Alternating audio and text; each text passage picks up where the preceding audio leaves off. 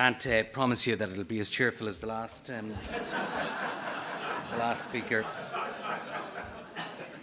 It's great to be back in this magnificently refurbished Highlands Hotel this year. I'm also especially pleased with the new podium, which I think will offer, some weight and substance to what we all have to say. It also might be good for hiding behind if my remarks are not to your liking.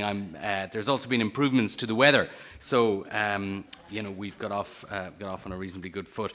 This time last year, I stood before you in the early days of New Politics, and we wondered what it would mean, if it would work, how it would change our politics and our public life.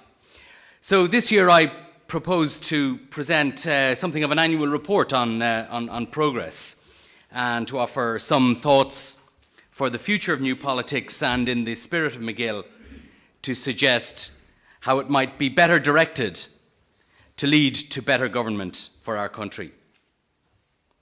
12 months ago, the novel arrangements of the 32nd Dáil were still very much bedding down, and everybody involved, government, opposition, media, public, were trying to get used to it, I think, at that stage. And it's fair to say that this took some time. Now, some of the independents took to government like ducks to water. Finian McGrath, in particular, settled into his ministerial chair quicker than you could say a new A&E for Beaumont Hospital, and quickly affected the air of a man who'd been sitting at the cabinet table all of his life. Others, and I'm thinking about people like Shane Ross and John Halligan, were deeply uncomfortable, I think, with being in power, with the compromises and the responsibilities that it entailed.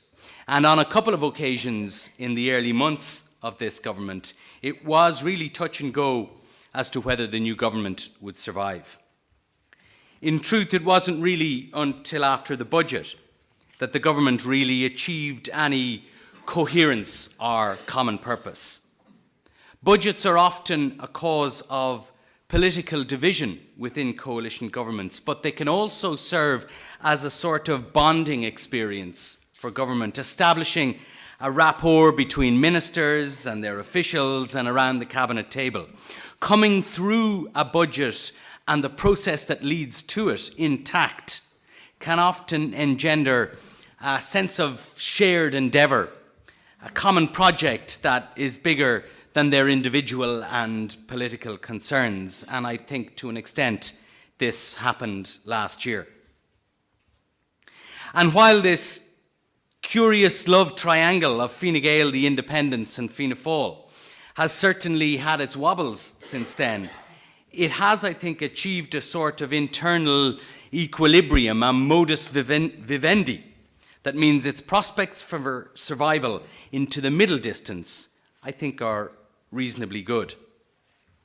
This moderate stability is enhanced by the judgments of the three parties to the arrangement about their own political interests. The fate of Theresa May, after calling an election that few people in the UK wanted, and which many people adjudged to be entirely driven by the narrow political interests of the Conservative Party, has been deeply instructive to many people in Leinster House. They believe that Irish voters might similarly punish anyone who was seen to be causing an election for opportunist political reasons. So as Micheál Martin and Leo Varadkar circle each other warily in these past few weeks, the experience of Theresa May, has been uppermost in their thinking. Neither believes it's in their interests to break up. That may not be the basis for a happy or a fulfilling relationship, but it does mean, I think, that they will remain together for now. So we've had just over a year of New Politics. We will probably have another year of it. How should we judge its progress? I've always made the point, here and elsewhere, that the essential point of the new political arrangements was the lack of a Dáil majority for the government. The inability of government to get its way in Parliament was the defining difference between this Dáil and most of its predecessors.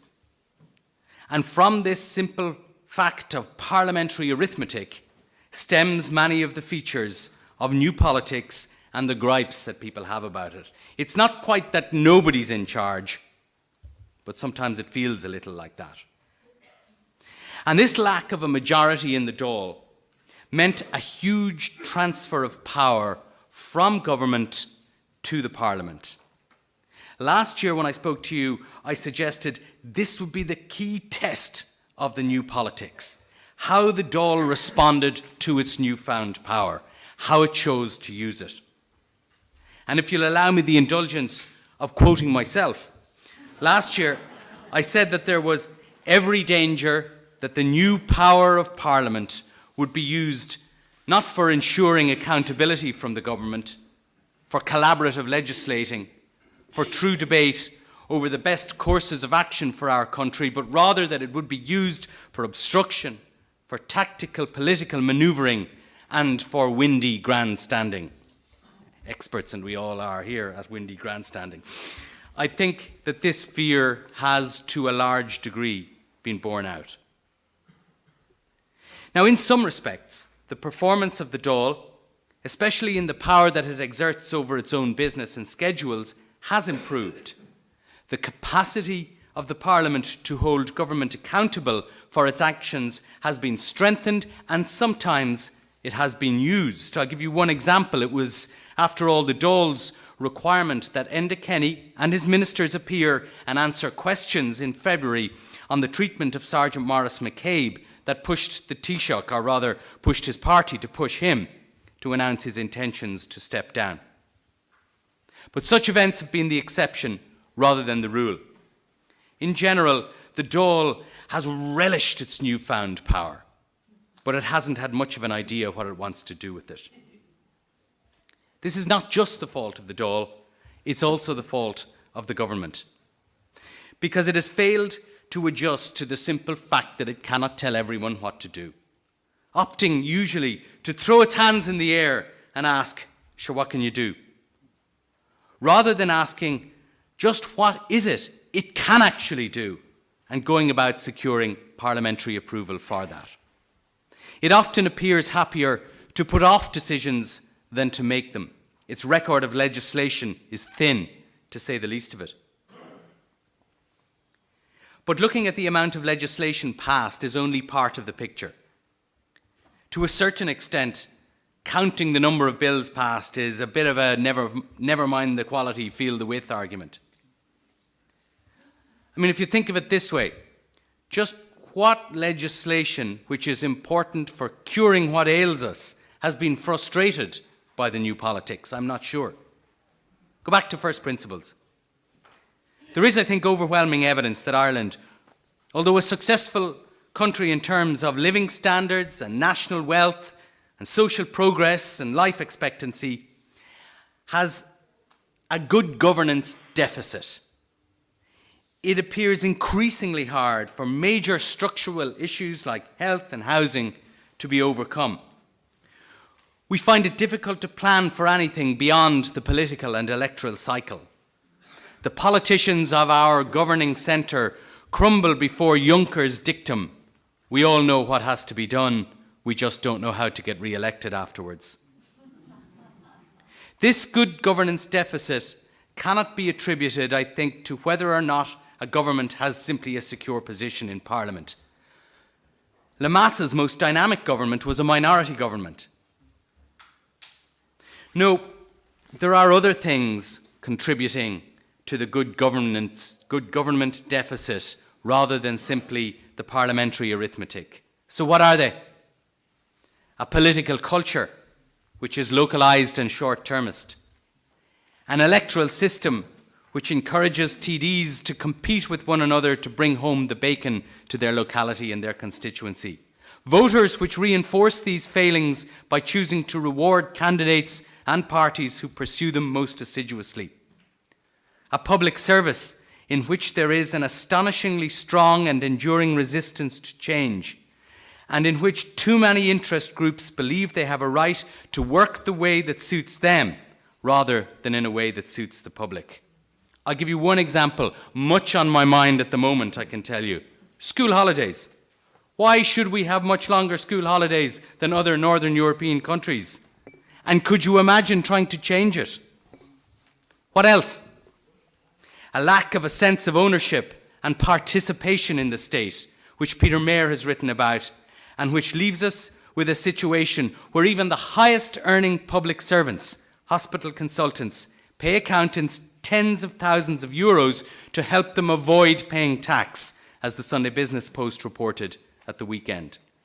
I could go on, you will all have your own lists, but these are the things that must change if we are to have a better politics and a healthier public culture.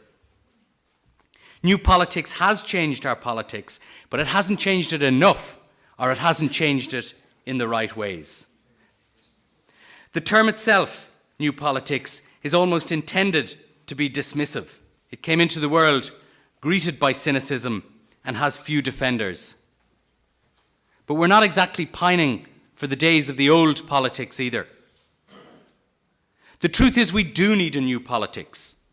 We need to make our politics, new or old, work better. We need a parliament which is more workhorse than show pony, doing the hard work on policy and spending less time on escalating demands for spending or exaggerating every passing problem. We need a government which embraces the idea of more active policy review and strategic planning, where budgeting is reliable and realistic. We need elections where everyone gets scrutiny, and government formation predicated on a realistic plan for addressing the country's problems, rather than a list of platitudes and a series of bribes for small parties and independents. Big things are coming at us. Big choices, hard choices that may have victims and losers.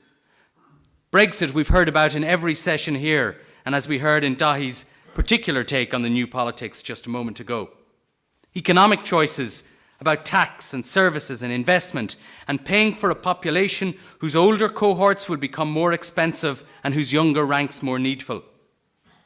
Choices about the North in the post-Brexit era, and a changed demographic and political situation where the unionist majority is no longer a given. About abortion, perhaps one of the only true cases of Irish exceptionalism. What do we want to do about it? This year's theme, as you'll see behind me, is global turbulence and uncertainty. Ireland and Europe must prepare for a new era. How? As we heard last night, Ireland faces a dramatically changed security and defence environment and questions about our role in a much more uncertain and threatening world. How will we respond? How integrated in European security and defence apparatus do we want to be? And is it necessary for us to be? Do we need to dramatically increase our security and intelligence capabilities? And are we prepared for the costs that entails? Do we trust the Gardaí to do it? And if not, how do we urgently reform the Gardaí so that we do trust them with additional powers and capabilities? These choices, these issues are not going to go away. Even if we are not interested in them, they're interested in us.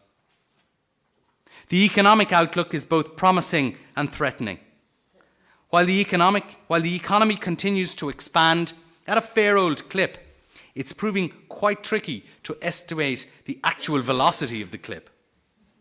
The public finances have made impressive progress, and next year the government will not borrow to fund current spending and growth, but we remain worryingly over-borrowed both as a state and at individual level. That's fine when things are hunky-dory, but not when things turn bad. Our tax system remains dangerously unbalanced, and the calls for virtually unlimited extra spending dominate much of our public and political debate. The truth is that the economic recovery has been impressive but uneven, swift but fragile. The eternal questions of how and where to spend and how and whom to tax will not go away. They will become harder and harder, and the right thing to do will become less and less clear. To answer them and to find the best solutions, we need a clearer focus on the need to practice good government. I think that will need a better politics from all of us. We have to get better at this stuff. Politicians, government and opposition, voters and the media. We have to get better at it too. Not every disagreement is a crisis. Some problems of public policy are simply not amenable to quick solutions. Houses are not built quickly. Context is important. But we should also concentrate more on what governments do, perhaps more than what they say. Short-term kicks to touch might be politically skillful, but they rarely contribute to the progress of good government. Governments are powerful, but they allow themselves to be pushed around by vested interests, by lobbyists, by their own short-term political needs, and we in the media need to highlight that too. But let me say something else too, related to the media, because I see more and more commentary, especially online, about the many failures of the media.